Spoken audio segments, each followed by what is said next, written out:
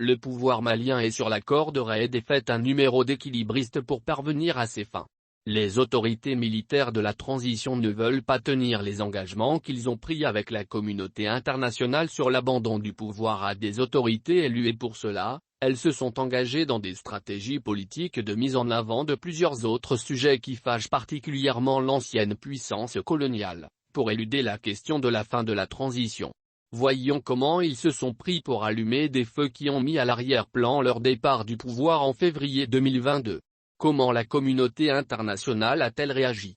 Et pourquoi se dédisent-ils publiquement sur la question du mandat donné au Haut Conseil islamique, dirigé par Moufa Haïdara, pour négocier avec les chefs terroristes maliens Amadou Koufa et Yaga Agali? Partira pas, en février 2022?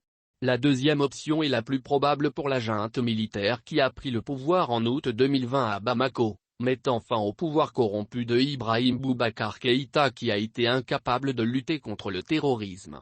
Les officiers qui tiennent davantage Bamako que le Mali savent que leur pays est aujourd'hui l'objet de toutes les attentions de la part de la communauté internationale. Et celui qui décide toujours des questions du Mali est toujours l'ancienne puissance coloniale, la France, qui est intervenue dans le pays pour stopper l'avancée des colonnes djihadistes sur Bamako. Depuis le coup d'État, dans le coup d'État, entre Paris et Bamako, on se balance les mots qui loin de cicatriser les plaies font ressentir les douleurs du passé et du présent. Paris a décidé depuis le sommet de N'Djamena de réduire ses troupes au Mali, et Bamako a engagé des négociations avec un groupe de services de sécurité russe pour venir l'appuyer. Cette annonce va accentuer le conflit verbal entre les autorités françaises et maliennes.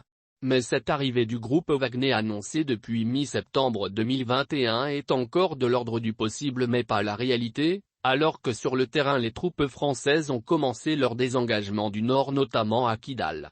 On peut se demander à juste titre si les militaires maliens qui ne sont pas pressés de céder le pouvoir à des civils et de retourner se battre n'ont pas agité cette question pour que l'on oublie la principale, celle de leur départ du pouvoir. Et sur ce coup ils ont admirablement bien joué leur partition et Paris est tombé dans le piège. Avec Macron en campagne qui s'agite et parle beaucoup. Le débat est devenu: le Mali a-t-il le droit de recourir aux mercenaires russes? Et les puissances occidentales, Allemagne, Estonie, tour à tour apportent de l'eau au moulin français en déclarant leur intention de quitter le Mali si les mercenaires russes viennent. Le pouvoir malien était maître du jeu, c'est lui que le monde entier regardait.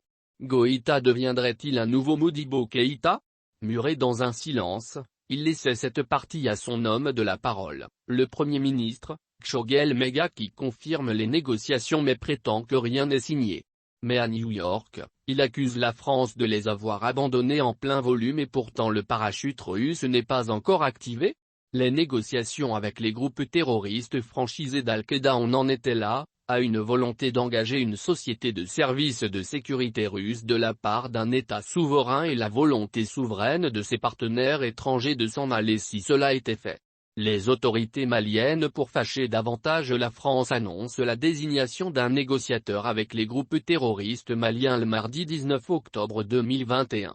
La France s'est toujours opposée à cette option qui n'est pas nouvelle que ses partenaires du G5 Sahel, Mali, Burkina, et des institutions comme Crisis Group préconisent. Ce deuxième départ de feu n'a pas donné lieu à des invectives de part et d'autre. Les observateurs se demandaient quelles sont les clauses de cette négociation.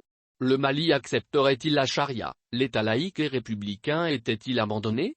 Les chefs terroristes qui ont toujours conditionné les négociations au départ des troupes françaises et de la MINUSMA, accepteraient-ils de négocier? Une négociation est un rapport de force. Le Mali ne part-il pas invaincu dans cette offre de paix? Pourquoi confier les négociations entre un État et des groupes terroristes à des religieux qui militent par ailleurs pour la prolongation de la transition? Mais patatras, le vendredi 22 octobre un communiqué gouvernemental félicite les bonnes volontés engagées dans la démarche et dément les avoir mandatés pour cette offre de négociation, alors qu'une mission de l'ONU est attendue dans le pays. Dans le même temps l'Algérie qui avait envoyé son ministre des Affaires étrangères au moment où les deux pays étaient en froid avec la France pour des motifs certes différents, annonce qu'il n'a rien à voir avec l'arrivée du groupe Wagner au Mali et que cela était une entreprise de désinformation d'un de ses voisins. Le Mali est à la croisée des chemins, À la veille d'un isolement diplomatique, si la junte s'enferme dans des schémas populistes et des discours qui ne s'attaquent pas aux racines du problème, mais contentent l'ego de la jeunesse petite bourgeoise urbaine.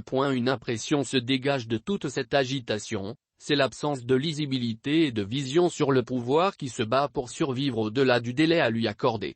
Malheureusement, malgré toute cette agitation et ces discours, les groupes terroristes continuent à endeuiller le Mali et ses voisins du Burkina et du Niger.